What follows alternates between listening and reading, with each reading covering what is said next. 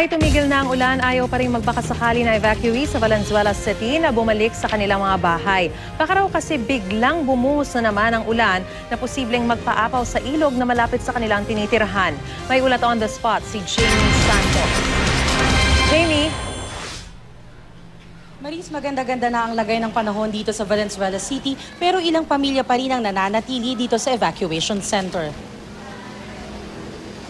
Sumisikat na ang araw dito sa Valenzuela City kumpara noong mga nakarang araw na makulimlim at maulan. Gayunpaman, 40 pamilya ang nananatili pa rin dito sa Valenzuela City National High School. Pinasok kasi ng baha ang kanilang mga bahay kaya ngayon lang ang pagkakataon nilang maglinis muna. Wala pa rin daw abiso ang kanilang mayor na umuwi na sila sa kanilang mga tahanan. Mainam na rin daw na dito muna sila dahil baka mag-uulan na naman at kung kailan gabi at nasa bahay sila saka sila abuti ng baha. Katabing-katabi lang daw kasi sila ng ilog kaya naman mahirap ng magbaka sakali. Marami pa naman daw sa kanila ang may maliliit na anak. Kumpleto naman daw ang tulong ng lokal na pamahalaan sa kanila mula sa pagbibigay ng pagkain at gamot. Mas maganda yung dito dahil ligtas kami para kasi maraming mga bata yun. Puro tubig po yung kwarto namin.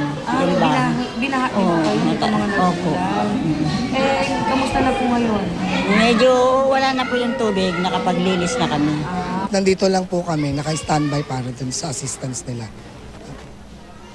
Maris, kapag daw tuluyan ang idineklara ng Pag-asa na wala ng sama ng panahon sa bansa at wala ng banta ng baha, saka daw sila magsisibalikan sa kanilang mga tahanan. At yan ang latest mula dito sa Valenzuela City. Balik sa'yo, Maris. Maraming salamat, Jamie Santos.